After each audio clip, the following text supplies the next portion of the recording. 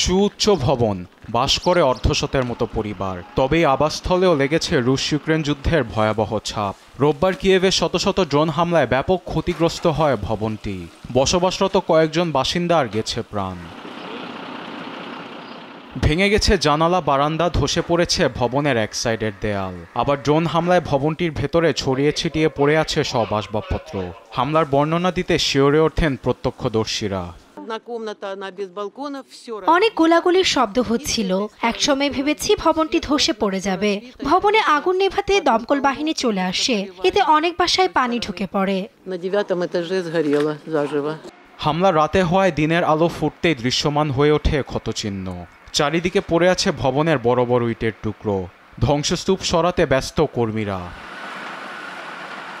অন্যদিকে কিয়েভের আরেকটি বহুতল ভবনে ড্রোন হামলার কারণে আতঙ্কে আছেন ভবনটির বাসিন্দারা। কেউ কেউ বলছেন প্রত্যেকদিন মৃত্যু ভয় নিয়ে কাটাতে হচ্ছে জীবন।